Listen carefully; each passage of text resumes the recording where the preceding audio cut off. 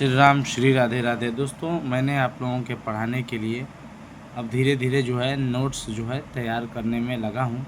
और मैं चाहता हूँ कि मेरे पास जो ज्ञान है वह ज्ञान जो एकदम से मेरे लिए बेकार पड़ा हुआ है, लेकिन शायद किसी के लिए काम आ जाए, जो मेरे शब्दों से, मेरे वाणी से यदि किसी को कुछ फ़ायदा हो जाए। मैं निस्वार्थ जो है यह एजुकेशन चैनल चला रहा हूँ और आप लोगों को समझाने का प्रयास कर रहा हूँ, क्योंकि परिभाषाएं आपके पाठ्य पुस्तक में भी है और तमाम तरह से आप लोग अपने दिमाग में जो है अलंकार को रट के रखे हुए हैं, मैं जानता हूँ।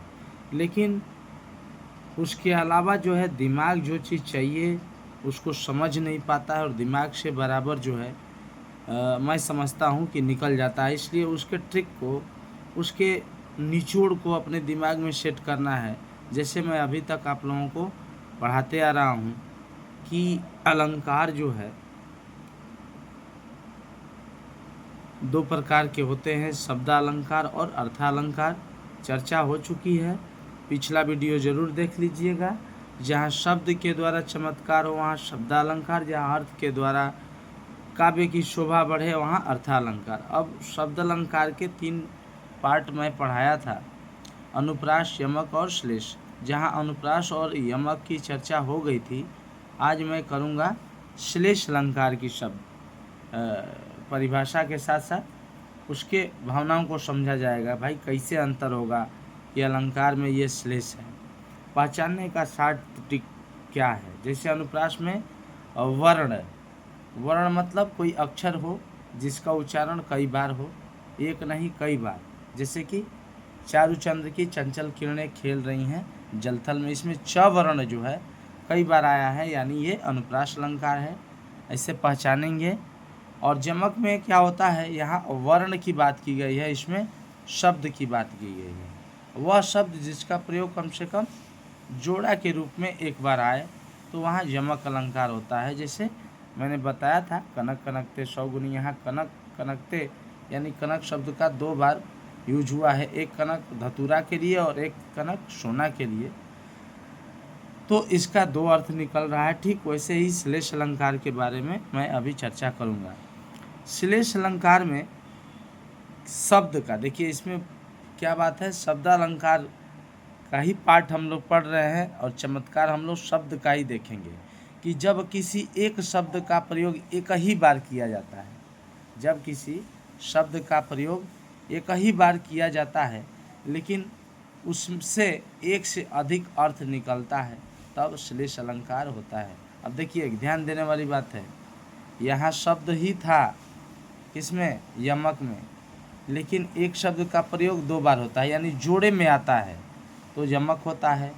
लेकिन शब्द एक ही हो, शब्द का प्रयोग एक ही बार हो, लेकिन अर्थ उसके कई लोगों के लिए निकले, अर्थ जब अधिक निकलने लगे एक से, वहाँ जो है श्लेष अलंकार हो जाता है। जैसे देखिए उदाहरण में लिखा हुआ है कि चरण धरत चिंता करत। देखिए ध्यान से, अभी छोटा मोबाइल है आप लोगों के लिए मैं चाहता हूँ, लेकिन मैं इससे भी बढ़िया फैसिलिटी दूंगा, तब तक आप चैनल को सब्सक्राइब करके सपोर्ट करते रहिए।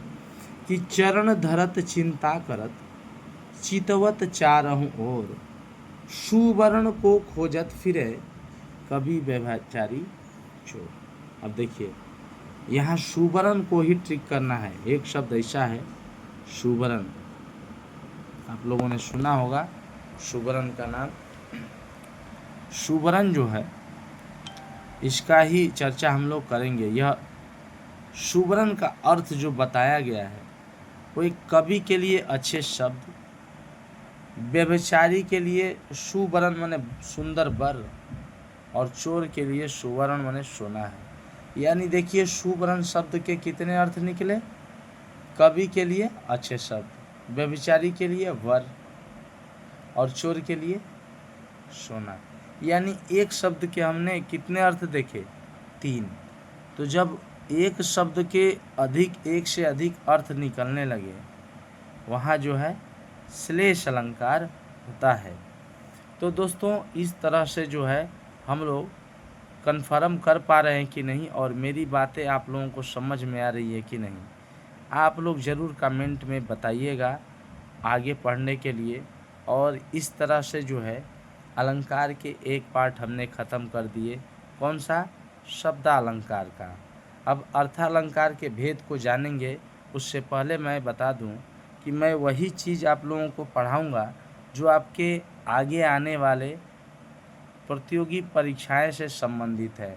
ऐसा नहीं कि ज़िंदगी साइन कास्ट टैन काट में हम गुजार दें और यूज एनडीए सीडीएस और एयरफोर्स तक ही सीमित है, जिसका यूज बहुत ना के बराबर ही है, लेकिन हम लोग अपने ज़िंदगी में साइन कास्ट टैन काट करते रह जाते हैं।